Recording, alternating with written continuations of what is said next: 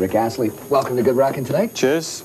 Let's go back, Rick, and trace your musical background, get a little history from you. Where did it all start? Was there any one catalyst that made you say, hey, rock and roll is for me? I always wanted to play the drums, and from just an early age, I suppose I just wanted to beat things, really. And,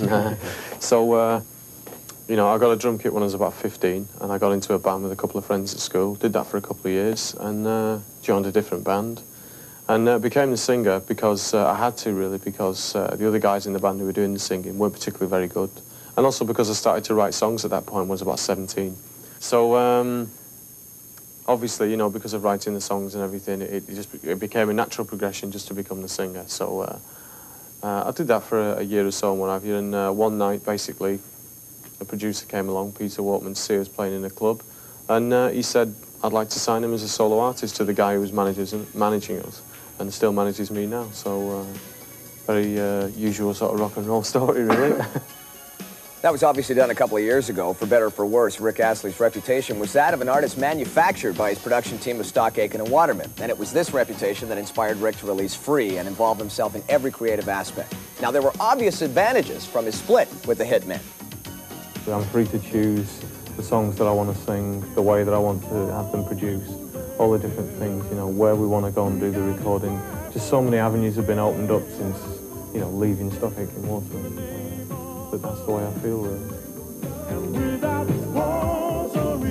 One of the things that I've been able to do with this album, really, is work with other people and have songs from all different places come and, you know, for me to listen to and all this and everything. And one of the biggest surprises and biggest pleasures, really, was the fact that Michael McDonald had sent some songs to me. Whether he personally put them in the post, I'm not sure, but he sent some songs to me.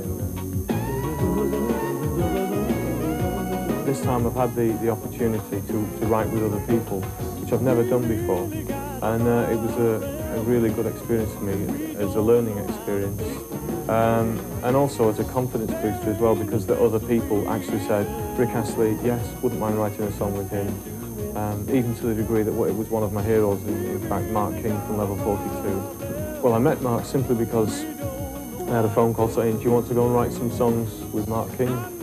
And I said, yeah, of course I do. So that was it. I literally went down to the Isle of Wight where he lives, and we knocked a few tunes out.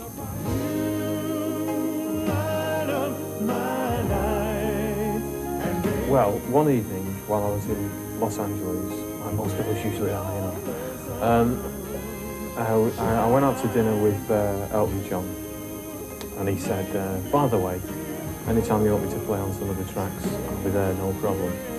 So I said, oh, well, fair enough. So I said, right. And I said, can you sign here, please? And I said, oh. So obviously I was more than pleased about it. I had it all in the palm of my hand. I've matured quite a bit, obviously, since my first record.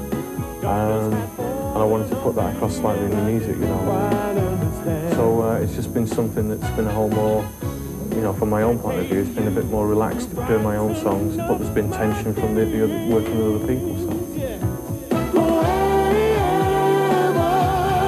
My own songwriting, I think, has obviously developed because I've had a little more time now that I've had all this time off. And I've been able to put a little more quality into it, I think. And also because I've learned because of working with the other people. I think the main difference is that I've had myself to please this time. Why don't I feel a cry for help? Why don't I hear her cry for help? He sold out concerts and won every conceivable award in 1990, a Grammy, a People's Choice, an AMA, a Billboard Award, and a Juno. And I caught up with